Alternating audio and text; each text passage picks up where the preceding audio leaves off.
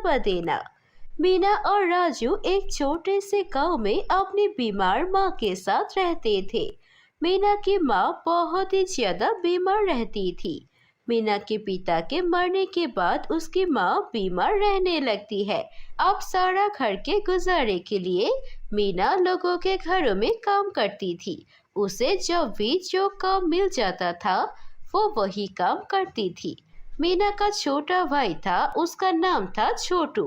वो अभी बहुत छोटा था, इसीलिए वो कुछ कर नहीं सकता था।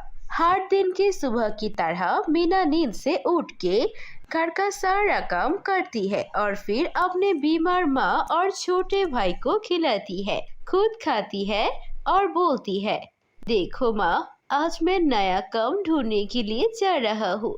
मेरे पास जो काम था वो काम से अब मेरा मालिक ने मुझे निकाल दिया है, मेरे जगह पर किसी और को ले लिया है, इसीलिए आज आने में देर हो जाएगी। तो तुम दोनों के लिए मैंने ज्यादा खाना बना के रखा है, वो खाकर सो जाना। और हाँ छोटू, तू माँ का अच्छे से ध्यान रखना। अब मैं चलती हूँ। देख बेटी, मेरे कारण तुझे कितना मेहनत करना पड़ रहा है। पहले तेरे पिताजी हमें छोड़कर चले गए, अब मैं भी बीमार पड़ गई हूँ। ये पूरे घर का जिम्मेदारी अब तेरे कंधे पर आ चुका है। मुझे ये बिल्कुल पसंद नहीं है, लेकिन मैं कुछ कर भी तो नहीं सकती। कैसे बोझ बन के तेरी मेहनत का कमाई खा रही हूँ। मुझे माफ कर दे बेटी। माँ, ये आप कैसी बातें कर रही हो? मैं आपकी बेटी हूँ ना। अगर मैं आपका बेटा होता तो भी क्या आप मुझसे ऐसे ही बातें करते? अगर आपका बेटा आपके लिए कमा सकते हैं तो अपनी बेटी क्यों नहीं? आप चिंता मत कीजिए, कोई ना कोई काम आज मैं ढूंढ ही लूंगी। इतना बोल के मीना बाहर काम पर चली जाती है। बहुत देर तक ढूंढने के बाद भी उसे कोई काम नहीं मिलता है। अरे अब मेरा क्या होगा? आज तो मुझे कोई काम ही नहीं मिल रहा। पता नहीं बिना कोई काम के मैं आज घर पैसे कैसे लेकर जाऊंगी। अगर घर पैसे नहीं होंगे तो मैं अपने बीमार माँ के लिए दवाई कहाँ से खरीदूंगी और अपने छोटे भाई के लिए खाना का बंदोबस्त कहाँ से करूंगी? मुझे तो कुछ समझ में नहीं आ रहा है। ऐसे ही परेशान होकर मीना इधर उधर भटकती रहती है। तभी उसे दिखाई देता है एक बहुत ही खूबसूरत लहंगा का दुकान, जहाँ पर बहुत ही सुंदर डिजाइन का लहंगा है।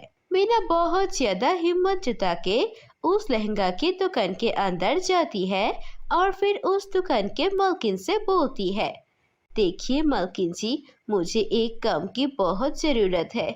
आप मुझसे कोई भी काम करा लीजिए, मैं कोई भी काम करने को तैयार हूँ। मुझे बदले में बहुत कम पैसे देंगे तो भी चलेगा। मेरे घर में मेरी बीमार माँ है और एक छोटा भाई है, उनकी जिम्मेदारी अब मेरे कंधे पर है। मुझे एक काम की बहुत ज़रूरत है। उस लहंगा की दुकान की मालकिन बहुत अच्छी थी, इसीलिए मीना की बातों पर उसे तरस आ जाता है और वो मीना को काम पर रख लेती है।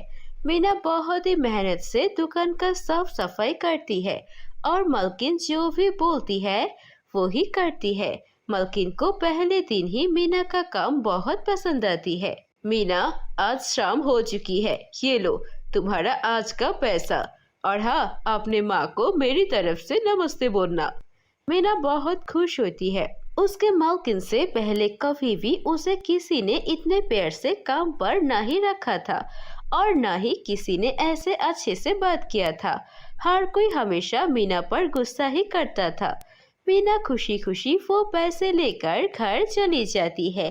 घर आने के बाद अपनी माँ के लिए दवाई और छोटे भाई के लिए खाना खरीद के लाती है। ऐसे ही अब मीना उस मालकिन के लहंगा की दुकान में काम करने लगते हैं। कुछ दिन बहुत अच्छे से गुजर जाता है। एक दिन अचानक उस दुकान में एक बहुत ही लालची औरत आती है।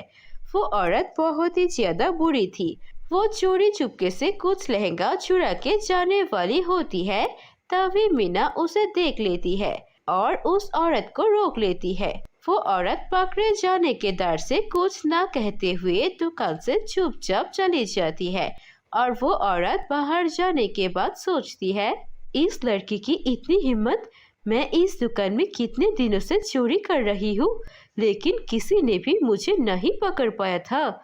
लेकिन आज इस लड़की की वजह से मैं पकड़ जाने से बच गई, थोड़ी देर के लिए। अब इससे सबक सिखाना ही पड़ेगा। अगले दिन रात को जब सब लोग दुकान से चली जाते हैं, तब वो औरत आके उस दुकान के सारे लहंगा को चुरा लेती है। और जब सुबह मीना काम पर जाती है और उसके मालकिन देखती है उसके दुकान में कोई भी लहंगा नहीं है, ये देखकर वो बहुत गुस्सा होती है। तभी वो औरत बोलती है, अरे अगर ऐसे काम वाली रखोगी तो ऐसा ही होगा। जरूर इसी ने दरवाजा खोला रखा था, जिसके कारण चोर ने सब कुछ चुरा लिया। ये सुनकर मलकिन बहुत गुस्सा करती है और वो मीना की तरफ देखकर बोलती है, मीना, मैंने तुम पर बहुत भरोसा किया है, लेकिन तुमने मेरे भरोसा का फायदा उठाया है। मुझे 2 दिन के अंदर मेरे सारे लहंगा वापस चाहिए, नहीं तो मुझे पैसे दे देना। और अगर कुछ भी नहीं कर सकोगी तो मैं पुलिस बुलाकर तुम्हें जेल भिजवा दूंगी। मीना बहुत कोशिश करती है अपनी मालकिन को समझाने के लिए, लेकिन उसके मालकिन उसकी एक भी बात नहीं सुनती है। मीना बहुत घबरा जाती है।